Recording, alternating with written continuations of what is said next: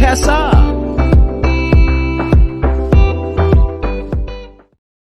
Well, welcome to this special and final episode of Season 2 of the Justice Plan TV and podcast show, where we bring you exciting and unconventional wedding experiences. I'm your host and professional wedding MC, Nathan Cassar, and today we have a true wedding maverick with us, Heidi Rayment, also known as Hitched by Heidi. Now, Heidi is not your typical celebrant, content creator, or MC. She is a party-starting celebrant, a memory-making content creator, and a chaos-controlling MC, all rolled into one. That is quite the talent. She's the vendor you need to take your wedding to the next level, where you and your guests will experience something unforgettable, something that can't be compared to anything else. But Heidi's mission goes beyond just creating epic weddings. She's on a journey to make weddings meaningful in a whole new way. What makes Heidi truly unique is her love for chaos, the shock factor, and of course, the fun. She became known for bringing a Nerf gun to discourage guests from taking photos during the ceremony. It's a big problem.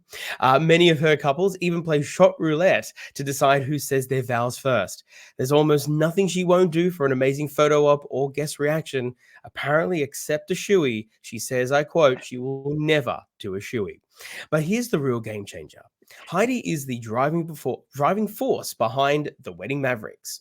It's an eclectic group of inspiring wedding visionaries who are shaking up the status quo with daring innovation. And what's even more exciting is that they're auctioning off a Melbourne charity wedding in 2024, and they want you to be a part of it. This isn't just any wedding. It's a wedding with a purpose. The charity they've chosen is the Lost Dogs Home in Melbourne, a small local charity without big government backing. Here's how it works. Vendors will provide their products or services as part of a total wedding package.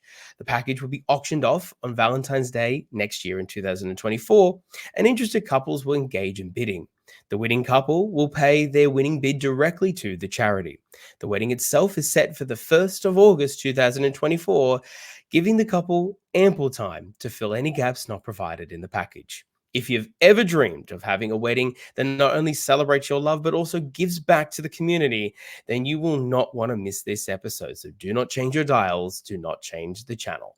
Heidi Rayment is here today to share the incredible story behind the Wedding Mavericks and how you can be part of this unique and meaningful wedding experience. Heidi, welcome to the show. Hi, thank you so much for having me. I'm so excited to be here.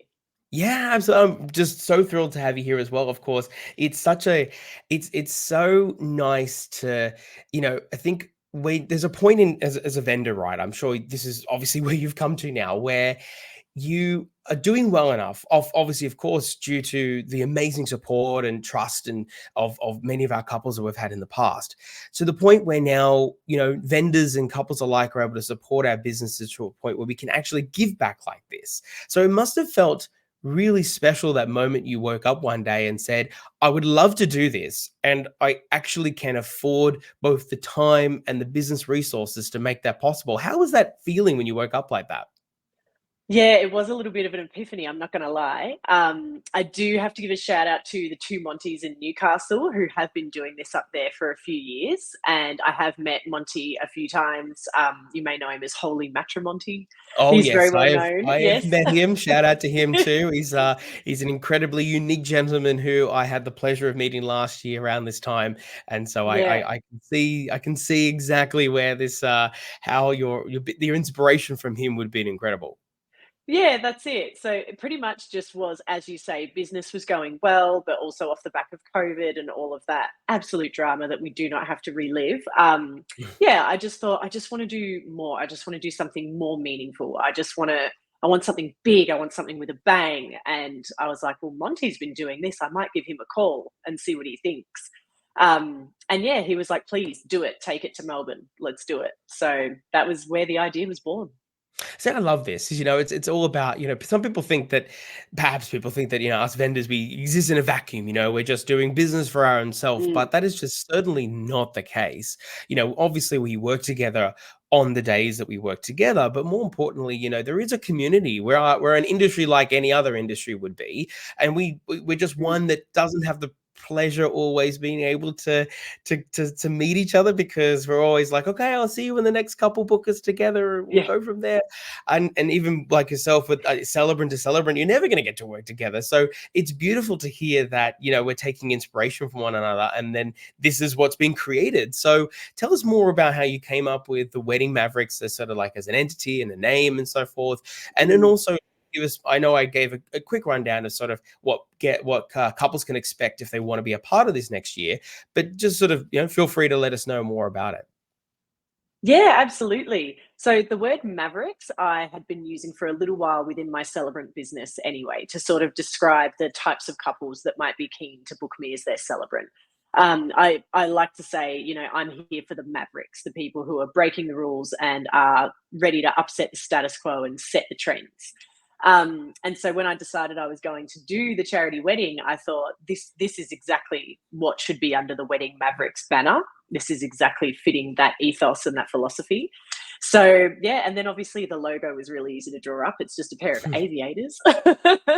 Love it. And with Love the it. release, and with the release of the newest Tom Cruise Top Gun movie, Mavericks was a word that was within people's vocabulary. It wasn't like Mm, it was a not a new word, absolutely not, but something people were mm. familiar with and using more often in everyday speech. So I thought it might Probably also resonate. works better than the wedding gooses as well, wedding Yeah, geese, I think so so. The wedding roosters, yeah, the wedding hype yeah. men.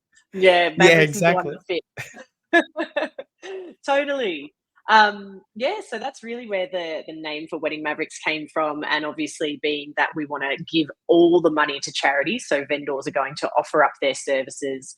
The couple is going to bid on the entire package and donate the entire amount to the charity. It felt like a very maverick thing to do. I love that so much. The fact that they know directly that, no money's going to be taken from any particular person whatsoever in that package. It's Mm. everyone's giving their time. But also, the couple can also feel as though that, yeah, they've spent money. So it's not quote unquote like a free wedding as such, but Mm, it's all been done in kind, both the effort from all the people that you've enterprised as part of the package, but then yeah. also the couple also sort of playing their part in it as well. I think that's an extra buy-in that I haven't seen or heard of in virtually any other giveaway or any other type of wedding package that's given as a competition or something. So I Yeah. just really, really love that. Tell us more about the Lost Dogs home in Melbourne and how you came to have a relationship with them, and also why you settled on them as the benefactors of this particular wedding. Yeah, so I have a dog myself. I have a beagle ear, a beagle cross cavalier named Rocky. He Cute. was my firstborn. Yeah, he's 13 years old now. He's, Oh. been the love of my life for a long time. Absolutely adore him. And I do find that a lot of the couples that I work with are dog people. I do find there's like some consistency there Mm, across the board, that the type of very relaxed, very light-hearted wedding that I go for also tends to lend itself to people who love dogs and have mm. dogs. So something I'm very passionate about as well, is that rescuing dogs as opposed to going towards breeders if you can and stuff like that. Again, off the back of COVID, I think a lot of people maybe bought some pets or adopted some pets and then post COVID found they were unable to look after them. It just Mm. felt like an issue that's quite current and prevalent in 2023, 2024.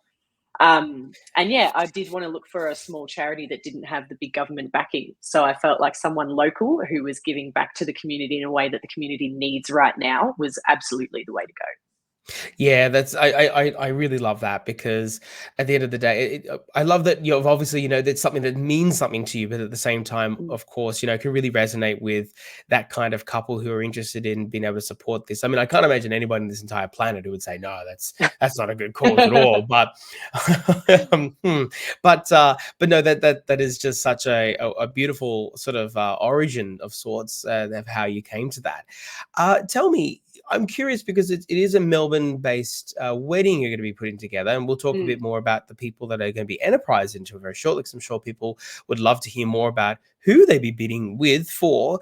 But tell me, can anybody around Australia, if say for instance they feel inspired to want to donate to this and all that kind of stuff, could someone, say for instance from say Sydney or Brisbane, want to be able to participate and bid as well? Yeah, they absolutely can. At the moment, I do have a request that you would need to attend the auction in person on Valentine's Day. So that would be a requirement, but there's no reason you can't fly in from wherever you like if you were interested in bidding on this wedding. Obviously, there's an extra layer to those couples in terms of the logistics if their friends and families are all based outside of Melbourne, Mm. how they would make that wedding work for them. But if they're open to it, I'm totally open to it. Yeah, cool. No worries at all. Hey, all in the name of inclusion, you know? That's it. I love that. So, yeah, as I mentioned before, I'd love to hear more about because I've had a look at your socials and Mm. I've had a look at the Mavericks in particular, and it does feel like that sort of Tom Cruise sort of ragtag team of the best. So, tell me more about some of the characters that you've got in that have also joined the team to deliver this amazing, beautiful charity wedding. Absolutely. I'm very excited for this part because I'm so grateful to all of these people who have jumped on board almost with zero hesitation, honestly. Like pretty much everybody that I approached has been like, yes, can't wait, so stoked to be involved. So that's the first thing I kind of wanted to point out was that nobody had to be convinced to help out this cause. And also in saying that it is a lot of high quality vendors. So to start with, the venue is Gather and Taylor, which is kind of what you might describe as an urban winery. Mhm. It's literally based right around the corner from the Lost Dogs home. So it's nice and local. Oh, that's nice. And yeah, it's quite a blank canvas, warehousey look to it as well. So although it might be described as looking like an urban winery, it's also kind of like an urban warehouse, if that makes sense. So there's so much that can be done there, and there's various spaces. There's a downstairs space and also an outdoor cocktail space, as well as an updoor area, which is generally upstairs area, sorry, which is generally where the reception takes place. So you have ceremony downstairs, reception upstairs, which works perfectly as well for the fact that it's a winter wedding because the wedding's on the Mm. 1st of August. We needed a really good indoor space. Mhm. Um, and this venue is owned by Nudo Events, and they have also kindly offered it up for the auction as well. So you're getting double the value basically from that venue. We've also got some hire items being delivered by Always Eventive. They are Yarra Valley based. They have some of the most gorgeous vintage couches and armchairs and coffee tables and stuff like that will make for a really beautiful little seating area. We've got an audio guest book by Off the Hook. They're all Oh, they're raging. fantastic. They're all over the country. Yeah, they're Yeah, so good. they've just Yeah, taken over. I've really worked good. with them before here in Sydney as well. They're amazing. They are. They're so much fun. I've been to a few events where they are present and I can't help but leave a message on the phone. So you get your choice of any phone color with them as well. A little sign next to it, that says leave us a message. You can create your own personalized greeting and you get an online gallery of all the voice messages. So that's amazing. In terms of celebrant, I've engaged Celebrate with Liz, who's a dear friend of mine, a genius storyteller, a massive vibe bringer, an all round just wonderful, warm, lovely person. So I'm very excited to have Liz on board. What else can I tell you about? Oh, photography and videography. Photographer is Dust and Salt Photography, a gentleman Mhm. named Lockie, who spends half of his time living out of his van and being a bit of a nomad, I love that. traveling around and takes the most gorgeous photos you've ever seen. Videography is CKCS Films, which is a husband-wife team. And I came across them when I saw some content where they had attached a bottle of Fireball to a video camera and it was passed around the reception. And it just screamed my vibe. It just screamed Mm. Wedding Mavericks and super stoked to have them on board. They do amazing work as well. On the day coordination is being run by Phoebe of Harper and Grace Designs, who is going to be all over the floor plan. She'll do a site visit, vendor liaison, and basically just run the day for us. Happy, happy days to have her on board. We've got some live music for pre-ceremony, ceremony, and post-ceremony canapes, which is going to be done by Wendy Bird Music. Never heard a voice like her. Absolutely beautiful to listen to. And then we've also got dog sitting, of course. So I Do Pause is going to provide some dog sitting services for us, which includes a qualified vet nurse who does the pickup, the drop off, toileting, care, behaviour management, photo assistance, and travel. So had to have a pet sitter on board. Naturally. We do, yeah, naturally. We do have a professional MC organising Which I was all the so happy to formalities see. for I was the like, evening. "Oh, I can't Yes. even begin to describe." Don't get me wrong, like, I love everyone that you've mentioned so far with all my heart, but just we get forgotten so much. So thank you So for doing true. that.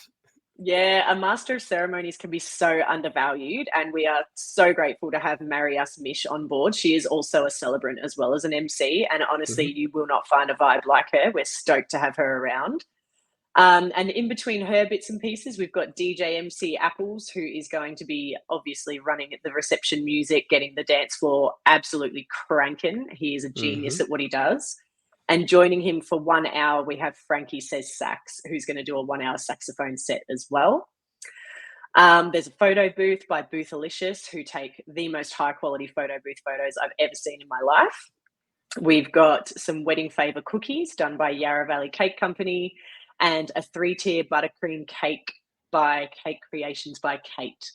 So we've covered quite a bit. That is a lot. I mean, even just with that alone, because I know, as I said in my intro, you guys make a note that if there's anything additional, obviously that's not part of the package, they have to just source that independently, which makes sense. Sure. But I mean, gee, if that alone already in my book, when going through all the weddings that I've done, and in terms of who's getting who for what particular types of vendors and so forth, I'm thinking that's already what I would dare say is more than average for the amount of vendors that are enterprise as part of a wedding on average, just because people have different tastes. So that alone is already incredibly comprehensive. So couldn't you, if someone's happy with everything you've picked, I mean, I couldn't imagine that's a whole wedding in a box just done, little neat bow.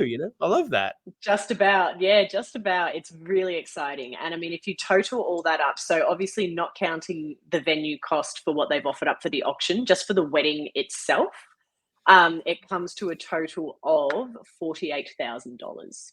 Which is pretty reasonable for all of that too. So, I mean, in the sense of, like that, whatever obviously, of course, I hope that we smash that reserve price. That'd be astounding, of course. But for certainly, just that alone, that is incredible value that you just, like I said at the beginning, you just don't see these kind of things come up. So definitely, no matter where you are in the country, but particularly, of course, Melbourne. I mean, that's an offer that very hard to refuse, I would say. So you've done well.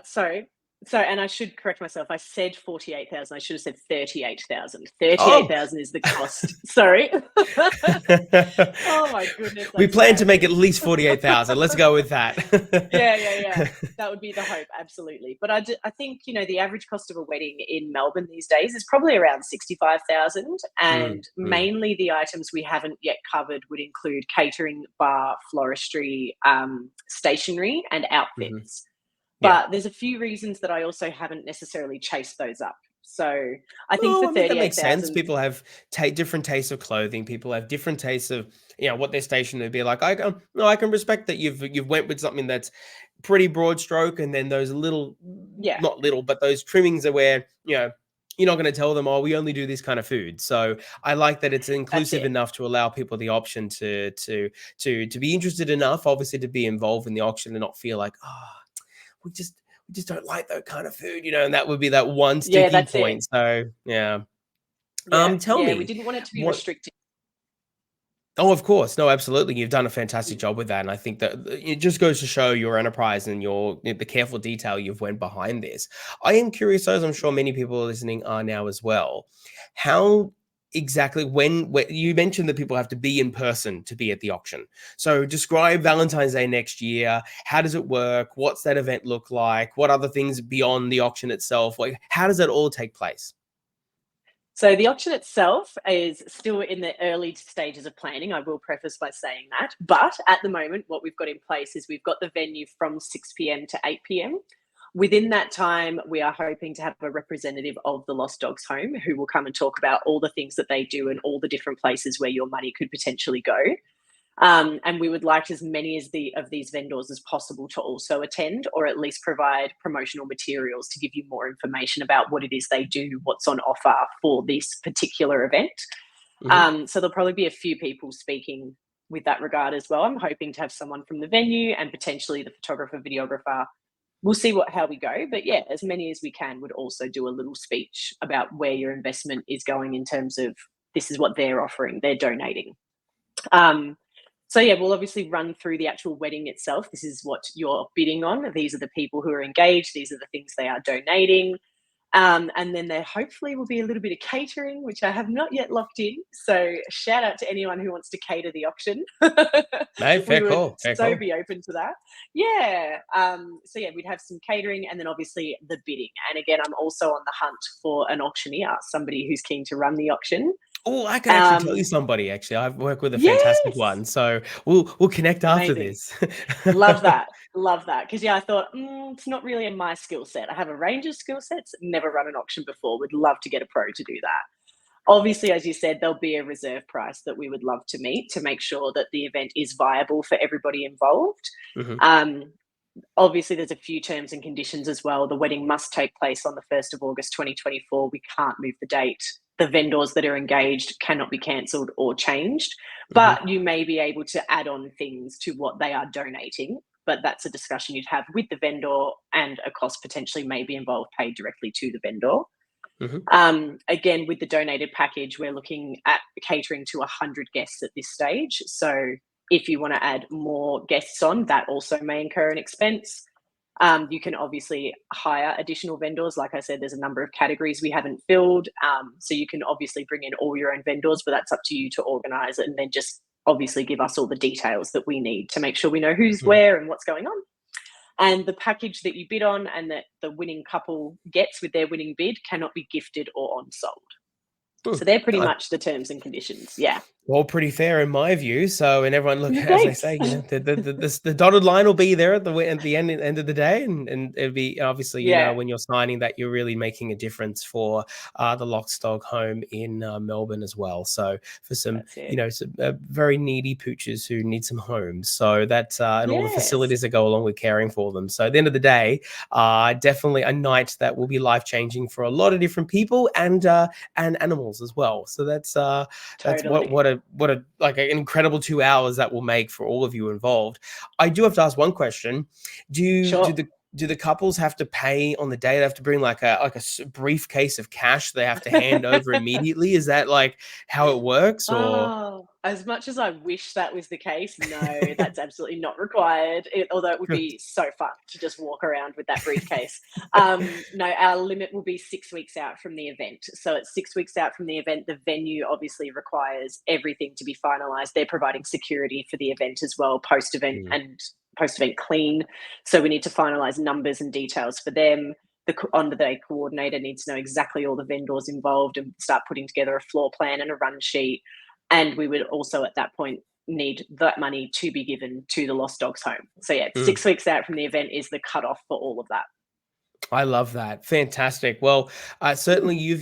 you've created a. If I was wanting to get married, I'll have to find someone first. So that's Yeah. you can't get married to yourself. Although there only someone has done that in the world. I definitely don't plan on doing that myself. But I certainly sound. It sounds like an offer I personally couldn't refuse if I was in a position for it. So you should all, of course, all of you involved in this should be incredibly proud of yourselves, and of course, Thank you. good luck to all the couples that are listening to this who are interested in it.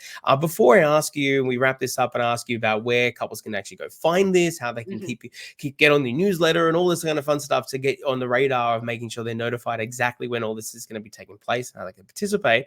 I've got to ask you two questions. One, you Go on. mentioned about so outside of the Wedding Mavericks charity wedding, I'm curious. You mentioned when you were engaging with me last couple of weeks that you said you once got a tattoo at a wedding. Can you I did, enlighten yes. people about how that happened?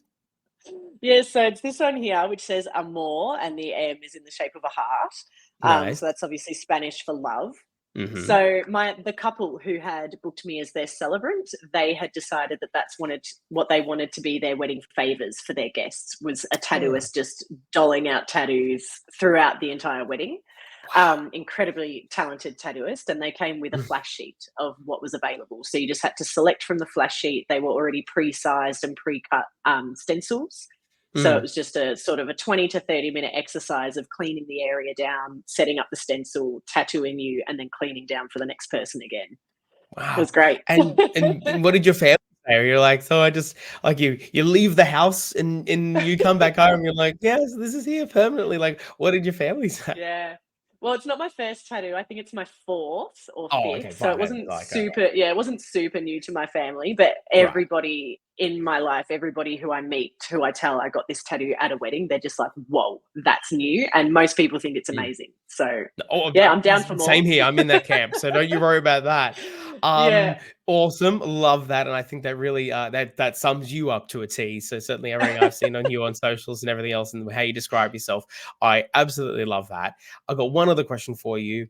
I would love to know your number one hot tip, particularly as we release this, we're in the middle of the busy season right now, and so for anyone wanting those last minute tips or so forth, or perhaps they're planning for next year around this time, what is your number one tip that perhaps doesn't get said a lot, but just, here's some hard facts, needs to be said?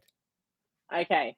I think the first thing that comes to mind is I would love to flip the way we book weddings. So most people think they need a date and they need to lock in their venue first. And I'm here to tell you, you don't have to do it that way around. So don't get me wrong, you do need to know which venue you love. They are absolutely up there in the top 3 to 5 vendors that you need to lock in. But I think that we need to be more flexible with dates. So there's nothing wrong with having your top 5 dream team. This is the venue I want. This is the celebrant photographer, video, like whatever's important to you, your top 5. Figure out who that dream team is and get a handful of dates from the dream venue and see what the dream team is available for before you lock in that final date. Because I do find that people who lock in the date first sometimes miss out on their celebrant who's already booked, or their MC who's already booked, or their photographer's already booked. So I just think that's the number one way to guarantee your dream team.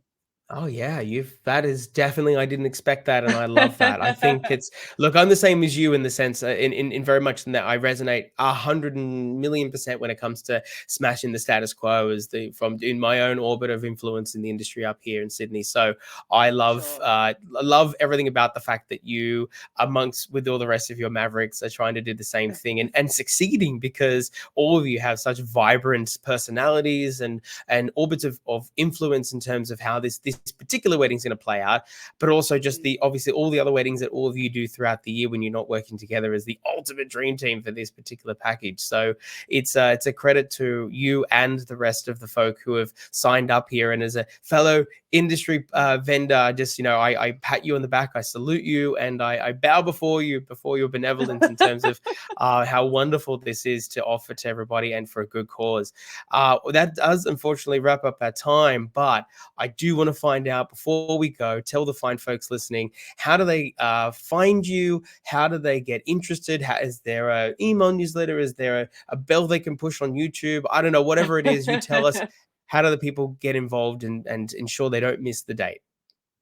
Absolutely. So Wedding Mavericks, mostly we are on Instagram. So wedding_Mavericks, all lowercase, no other fancy bits and pieces in the handle. That's the handle. And there is a link in the bio where you can see a full rundown of all the vendors that involve, with links to their websites. And there's a sign up form to get on the list to join us at the auction.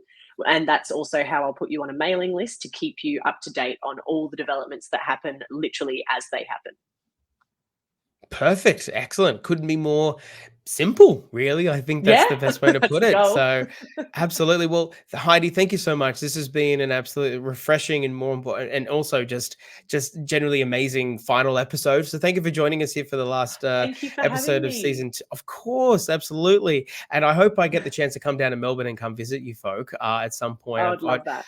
So many people I need to catch up with that I've been able to connect with over the course of my time in the industry. So I need to buy you all a drink to say thank you for doing this amazing thing and bringing some good vibes and good energy to this industry that we love so much. So thank you for your time today, and good luck with this. And I truly hope that you transform the lives of the lost dogs in the home of Melbourne. Thank you so much, Nathan. We're so grateful that you had me on to talk about this wonderful project. Thank you. Well, there you have it. Thank you so much for tuning in to the Just As Planned TV and podcast show. We hope you enjoyed this episode and found some valuable insights and tips to help you plan your dream wedding.